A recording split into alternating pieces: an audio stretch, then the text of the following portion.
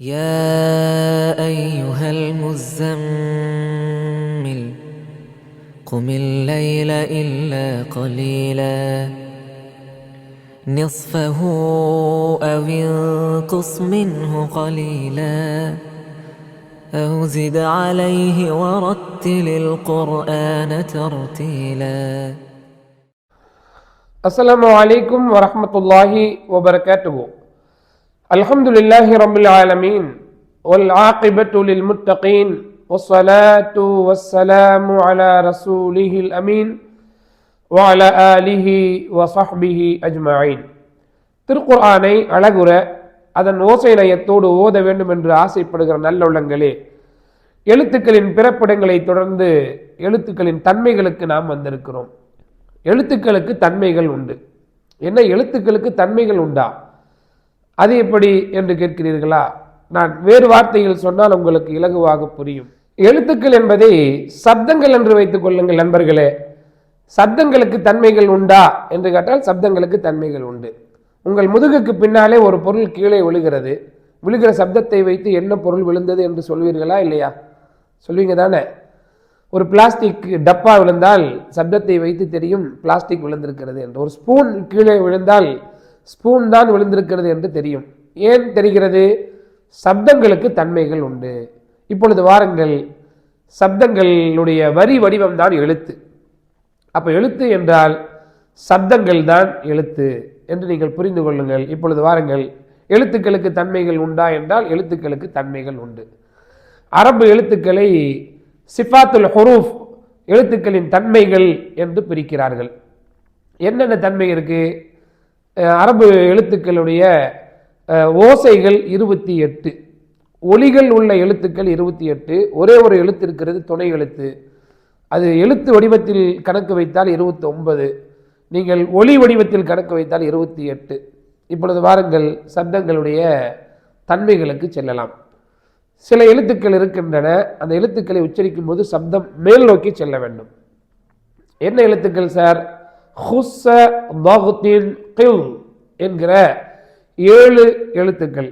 இந்த 7 எழுத்துக்களை சொல்லும் பொழுது சப்தம் மேல் நோக்கி போகணும். நீங்க ஓதும் போது தெரியும், நான் உங்களுக்கு ஓதி காட்டுவேன். خلق خلق الإنسان من علق. இங்க خلق என்ற சத்தம் மேலே போகுது. அப்படின்னா ஹா ஒரு இஸ்திலாவுடைய எழுத்து, லாம் இல்லை, ஹா அதாவது காஃப் என்பது இஸ்திலாவுடைய எழுத்து. ஹலக சத்தம் மேலே போகணும். அப்போ ஹுஸ்ஸ தக்தின் கில் என்று சொல்லப்படுகிற இந்த வாசகத்தில் இருக்கிற 7 எழுத்துக்கள் சப்தம் மேல் நோக்கி செல்லக்கூடிய எழுத்துக்கள். அரபியிலே அதற்கு இஸ்திலா என்று பெயர். மேல் நோக்கி செல்கிற எழுத்துக்கள், மேல் நோக்கி செல்கிற தன்மையுடைய எழுத்துக்கள் 7 அரபியிலே. இவைகளுக்கு இஸ்திலா என்று பெயர். இந்த 7 அல்லாத 21 எழுத்துக்கள் சப்தம் கீழ் நோக்கி வரும். அதற்கு இஸ்திஃபால் என்று பெயர்.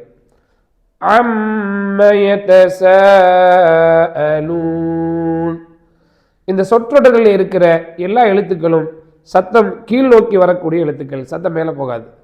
இங்கே ஹலகல் இன்சான என்று சொல்லும் பொழுது ஹலகாவுடைய சப்தம் மேலே போச்சு, அது இஸ்திலாவுடைய எழுத்து. இஸ்திஃபாலுடைய எழுத்துக்களை சொல்கிற பொழுது சப்தம் கீழ் நோக்கி வரக்கூடிய சப்தம். அடுத்த தன்மை என்னவென்றால் மஹ்மூசா என்ற ஒரு தன்மையை அரபு எழுத்துக்களுக்கு சொல்கிறார்கள். அது என்ன சார் மஹ்மூசா? சப்தம் பிறக்கிற இடத்திலிருந்து காற்று கடந்து வரும். அந்த சத்தத்தை ஒலிக்கும் போது காற்று கடந்து வரும். அப்படி உள்ள எழுத்துக்கள் 10 எழுத்துக்கள். அதை ஒரு வாசகமாக மனப்பாடம் செய்வதற்கு உருவாக்கி தந்திருக்கிறார்கள். ஃபஹஸ்ஸஹு ஷஹ்ஸுன் சகத். இதில் 10 எழுத்து இருக்கு. இந்த எழுத்துக்களை நீங்கள் சொல்லி பார்த்தீங்கன்னா அதில் காற்று கடக்கும். இப்போ பாருங்க, ஃப ஃப ஹ ஸ ஹ ஃபஹஸ்ஸஹு ஷஹ்ஸுன் ஷ خ ص شخص سكت س ك ت. இந்த 10 எழுத்துக்களை சொல்லும் பொழுது அந்த உச்சரிக்கிற இடத்திலிருந்து காற்று கடக்கும். இதற்கு மஹ்மூசா தன்மை உள்ள எழுத்துக்கள் என்று சொல்கிறார்கள். இந்த 10 அல்லாத மீதி 18 எழுத்துக்கள் அந்த எழுத்துக்களை உச்சரிக்கும் பொழுது உச்சரிக்கிற இடத்துல இருந்து காற்று வராது. இதெல்லாம் மற்ற எழுத்துக்கள் எல்லாம் நீங்க பாருங்க, அலிஃப், பா, ஜீம், இதெல்லாம் மஜ்ஹூரா தன்மை உடையவை என்று சொல்வார்கள். என்னென்ன எழுத்துக்கள்லாம் இருக்கு? அலிஃப், பா, ஜீம், தால், தால், ரா, ஜா, இவைகள் எல்லாம் இப்படி 18 எழுத்துக்களை நீங்கள் சொல்லும் பொழுது உச்சரிக்கிற இடத்திலிருந்து காற்று கடக்காது. அடுத்த தன்மை ரகாவத் என்ற ஒரு தன்மையை சொல்லுகிறார்கள். ரகாவத் என்றால் என்ன?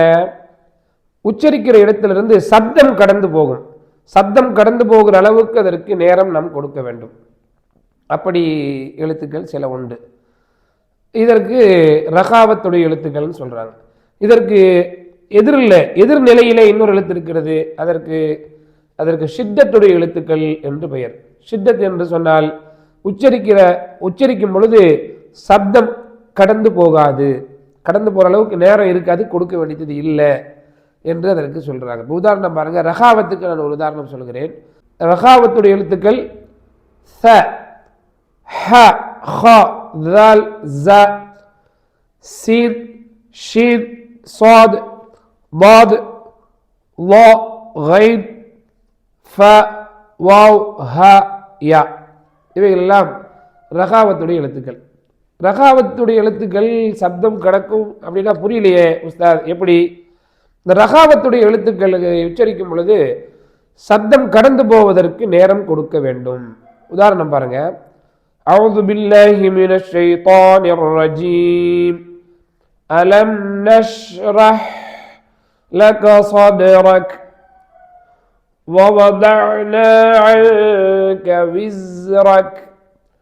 இந்த ரெண்டு ஆயத்திலே 3 ரகாவத்துடைய எழுத்துக்கள் வந்திருக்கின்றன. உதாரணம் பாருங்க, அலம் நஷ், ஷீனுடைய சத்தம் கடந்து போற அளவுக்கு நேரம் கொடுக்கணும். அலம் நஷ்ரஹ் அப்படின்னு சொல்லாம அலம் நஷ்ரஹ், ஹா ரகாவத்துடைய எழுத்து, சத்தம் கடந்து போற அளவுக்கு நேரம் கொடுக்கணும். அலம் நஷ்ரஹ் لك صدرك ووضعنا عنك وزرك. ஸ ரகாவத்துடைய எழுத்து, சத்தம் கடந்து ஒரு அளவுக்கு நேரம் கொடுக்க வேண்டும். இதற்கு எதிர்நிலையிலே உள்ளது ஷித்தத்துடைய எழுத்து. ஷித்தத்துடைய எழுத்துக்கு எத்தனை எழுத்துக்கள் ஷித்தத்துடையது என்றால் அஜிது, கத்திம், பக்கத், அலிஃபு, ஜீம், டால், காஃப், தா, பா, கஃப், த. இந்த எழுத்துக்கள் சொல்லும் பொழுது சப்தம் கடக்காது, கடந்து போற அளவுக்கு நேரம் கொடுக்க வேண்டாம். அதற்கு இன்னொரு இலகுவான வழிமுறை சொல்கிறார்கள். சப்தத்தை உருவாக்குகிற 2 உறுப்புகள் முழுமையாக அடைபட்டிருக்கும், ஃபுல் க்ளோஸ்டு, எனவே சப்தம் கடந்து போகாது. இப்ப ஜீம் சொல்லி பாருங்க, ஜ, எஜ், அல்லஹு, எஜ், ஃபுல்லா க்ளோஸ் ஆகிருக்கும், சத்தம் கடந்து போகாது. இதே ஹா சொன்னீங்கன்னா சத்தம் கடந்து போகும். ஹ, நஷ்ரஹ், நஷ்ரஹ், ஹா ரகாவத்துடைய எழுத்து, ஜீம் ஷித்தத்துடைய எழுத்து. இவைகள் 2க்கும் மத்தியிலே ஒரு வகை இருக்கிறது. அதற்கு பைனியத்துன் என்று பெயர். என்றால் என்ன அர்த்தம்னா, சப்தம் சிறிதளவு கடந்து போகும். 5 எழுத்துக்கள் பைனியத்துன் வகையை சார்ந்தவை. லின், உமர், லாமு, நூடு, ஐனு, மீமு, ரா, இந்த 5 எழுத்துக்களை உச்சரிக்கிற பொழுது, குறிப்பாக சுக்குன் வைத்து உச்சரிக்கிற பொழுது சப்தம் சிறிதளவு கடந்து போகும். அடுத்த தன்மை இத்பாக் என்று சொல்லப்படுகிற தன்மை. இத்பாக் என்று சொன்னால் நாக்குக்கும் மேல் அண்டத்துக்கும் இடையில் மட்டும் சப்தம் இருக்கும், வேறெங்கும் சப்தம் கடந்து போகாது. 4 எழுத்துக்கள் இத்பாக்குடைய எழுத்துக்கள், சாது, பாது, தா, வா. இந்த 4 எழுத்துக்களை சொல்லும் பொழுது இந்த கன்ஃபைன்ட் ஏரியா, அதாவது நாக்குக்கும் மேல் அண்டத்துக்கும் இடையில் மட்டுமே சப்தம் இருக்கும், சப்தம் வேறெங்கும் கடந்து போகாது. 4 எழுத்துக்கள். இதற்கு எதிர்நிலையிலே உள்ளது அல் இன்ஃபிதாஹ். இன்ஃபிதாஹுடைய எழுத்துக்கள் இந்த 4 அல்லாத மற்ற 24 எழுத்துக்களை சொல்லும் பொழுது சப்தம் எல்லா இடத்திலும் கடந்து போகும். நண்பர்களே, சிஃபாத்துல் ஹுரூஃப் தான் உங்கள் ஓதலை அழகுபடுத்துகிற ஒரு விஷயம். மேலோட்டமாக பார்ப்பதற்கு அதனுடைய சட்டங்கள் சொல்லும் பொழுது உங்களுக்கு தெரியாது. ஒரு காரி தன் அழகை அவர் சிஃபாத்துல் ஹுரூஃபின் மூலமாகத்தான் வெளிப்படுத்துவார். خلقல் இன்சான மின் அலக். خلق மேல சொல்லணும், خلق என்று சொன்னால் அவர் சிஃபத்தை பயன்படுத்தவில்லை என்ற அர்த்தம். இவ்வாறு சிஃபாத்துல் ஹுரூஃபை நாம் ஒரு நிறைவுக்கு கொண்டு வந்திருக்கிறோம். எல்லாம் வல்ல அல்லாஹு தஆலா திருக்குர்ஆனுக்காக உழைக்கின்ற நம் அனைவருக்கும் நற்கூலியை இரு உலகிலும் அல்லாஹு தந்தருள்வானாக. வஸ்ஸலாமு அலைக்கும் வரஹ்மத்துல்லாஹி வபரகாத்துஹு.